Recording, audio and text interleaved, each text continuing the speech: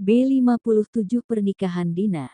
Saya terima nikah dan kawinnya Dina Rahmata binti Rahmawan dengan mas kawin 1000 gram emas dan sepasang cincin pernikahan seberat 12 gram dibayar tunai. Dengan tangan saling berjabat kuat, antara Lexus dengan penghulu sekaligus sebagai wali hakim yang diminta untuk menjadi wali dari mempelai wanita. Suara Lexus Kamoga terdengar lantang, tegas, dan lancar dalam satu tarikan nafas. Pria manis itu mampu mengucapkannya ijab kabul, adalah salah satu syarat sah sebuah ikatan suci pernikahan. Sah. Serempak para saksi dan kerabat yang hadir bersuara mengucap bersamaan dengan perasaan lega. Wajah tegang dari semuanya berangsur berubah tenang. Begitupun dengan Dina yang mendengarnya, wanita itu ikut tersenyum lega, hatinya juga ikut tenang. Ia sudah sah dan berubah statusnya menjadi istri Lexus Kamoga. Setelah ijab kabul dan keduanya saling memasangkan cincin di jari manisnya masing-masing. Lexus mengecup kening sang istri dengan lembut penuh perasaan, dan dibalas Dina dengan meraih tangan kanan sang suami menciumnya dengan takzim penuh kepatuhan. Ucapan penuh syukur diiringi doa tengah dipanjatkan, dengan dipimpin oleh salah satu pemuka agama setempat. Semuanya terdiam, mendengarkan dengan hikmat. Suasana berubah haru ketika Dina teringat mendiang kedua orang tuanya yang telah lama berpulang. Ia berharap kedua orang yang teramat dicintainya itu dapat menyaksikan dan memberikan restu untuk pernikahan keduanya bersama Lexus. Pernikahan yang didasari oleh rasa cinta yang kuat. Maya menyodorkan selembar tisu, tidak terasa setetes air mata jatuh tanpa Dina mampu menahannya. Setelah selesai menandatangani buku nikah dan surat-surat lainnya, tiba saatnya kedua mempelai menyalami semua yang hadir, diawali dari para orang tua. Ambo dan Indo yang juga menangis bahagia saat menyampaikan petuah kepada anak menantunya yang akan memulai menjalani kehidupan berumah tangga. Berganti mengitari satu persatu, giliran Tuan Jokro dan Bunda Rosa. Setelahnya Umi Wanda dan para orang tua lainnya yang menjadi saksi. Tiba di hadapan Maya dan Lingga, kedua wanita muda itu saling berangkulan kembali dengan tangis bahagia.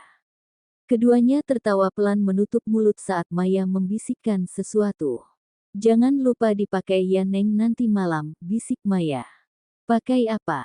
Dina kembali berbisik. "Aku menaruh bingkisan di dalam kamarmu Din, kado spesial dan harus dipakai. Aku akan marah kalau sampai tidak kamu pakai malam ini," Maya kembali berbisik. "Mei," Lingga bersuara ketika melihat sang istri terlihat tengah berbisik-bisik kepada sang pengantin wanita. Pria itu mengingatkan Maya agar berhenti bicara karena masih banyak tamu yang harus disalami kedua pengantin. "Iya abang," Maya tertawa nyengir memperlihatkan gigi putihnya. "Sini dekat abang." Lingga mengulurkan tangan agar Maya merapat kepadanya. "Bicara apa tadi, Mei?" Lingga menatap menyelidik sang istri. "Ih, abang kepo." Maya mencibir mengerucutkan bibirnya. "Mei, jangan memancing. Jangan membuat abang gemas." Lingga berbisik di telinga Maya. Istrinya itu terlihat semakin cantik. Sesampainya di kota Makassar, keluarga Sultan beristirahat sejenak di Hotel Bintang 5 yang telah disiapkan untuk berganti pakaian dan merias diri. Maya yang menggunakan kebaya modern dipadu-padankan dengan songket yang sudah didesain menjadi rok. Kain songket yang pernah ia beli di Pulau Lombok. Sebagai dress code di acara penting Dina. Bunda Rosa dan Umi Wanda pun memakai kebaya dan songket yang sama, hanya desainnya saja yang dibedakan. Maya tersenyum seraya mengusap pipi Lingga. "Bang sudah lewat 40 hari, masa nifas Maya sudah selesai." Maya berkata pelan. Lalu, Lingga pura-pura tidak mengerti. "Di abang, masa gak ngerti? Maya ingin hamilnya bareng Dina." Maya berbisik di telinga Lingga. "Mei, kamu harus kontrol sekali lagi. Abang harus memastikan semuanya sudah aman terkendali. Sabar, Honi." Lingga mengusap sayang kepala Maya. Keluarga dan para tamu yang hadir tengah menikmati santap makan bersama. Dengan deretan piring sejajar dan berbagai macam hidangan yang disiapkan tuan rumah. Bukan prasmanan yang biasa diletakkan di atas meja. tetapi hidangan yang diletakkan di atas karpet dengan duduk saling berhadapan. Hingga terasa kental budaya dan tradisi membuat hubungan kekeluargaan menjadi dekat. Tidak ada sekat pembatas, tidak ada perbedaan, tidak ada jarak, semua duduk bersama dengan makanan yang sama. Maka dan Mada terlihat akrab dengan Laoka yang baru mereka kenal. Ketiga remaja itu menjauhkan diri dari para orang tua. Sayangnya Lendra tidak bisa hadir karena ada tugas yang tidak bisa ditinggalkannya. Sedangkan Hadid dan Lena, kedua orang tua itu, mendadak harus kembali ke negara China di lebaran kedua karena ada klien Hadid yang tersandung masalah dan sangat membutuhkan jasanya. Begitupun dengan Burhan dan Robi. Kedua pria yang dikenal Lexus itu tidak dapat hadir karena sesuatu hal yang juga tidak dapat ditinggal. Sedangkan kedua mempelai masuk ke dalam kamar untuk berganti pakaian yang berikutnya. Akan ada sesi foto yang akan keduanya jalani. Au, pelan-pelan Mbak. Dina meringis kesakitan saat tidak sengaja jepit rambut yang ditarik sang penata rambut mengenai kulit kepalanya. Maaf, saya tidak sengaja Kak. Iya, tidak apa-apa, jawab Dina. Ada apa Andri? Lexus mendekat. Pria itu mengkhawatirkan wanitanya yang sudah sah menjadi istrinya. Tidak apa-apa Daeng, hanya sedikit terkena jepitan. Bak, biarkan saya yang melepasnya. Lexus menggantikan pekerjaan wanita yang bertugas merapikan rambut Dina.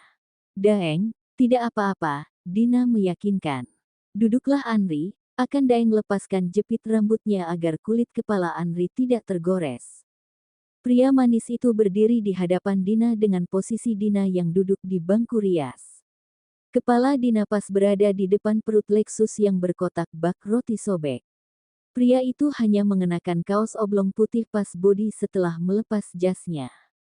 Dengan telaten, satu persatu jepit hitam yang memenuhi rambut Dina ia lepaskan.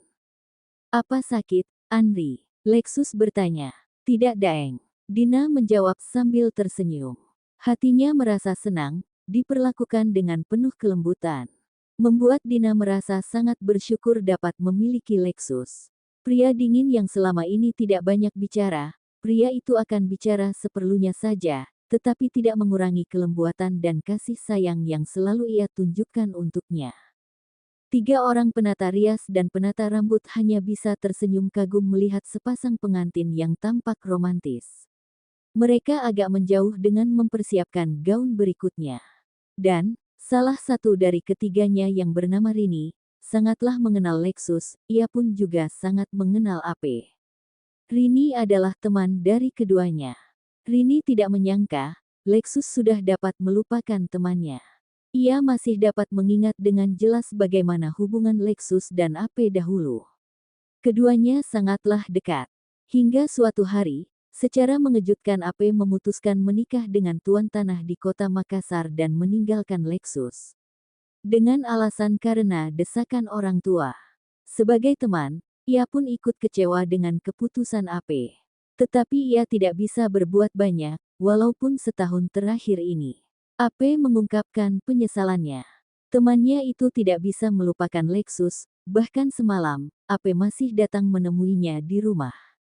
AP menangis, menceritakan kalau Lexus akan menikahi wanita lain. Wanita yang Lexus bawa dari Jakarta. Rini hanya terdiam, sebagai teman ia tidak tahu harus bicara apa. Jika ia jujur mengungkapkan kebenaran yang harus ia sampaikan. Ia khawatir AP akan semakin menangis histeris.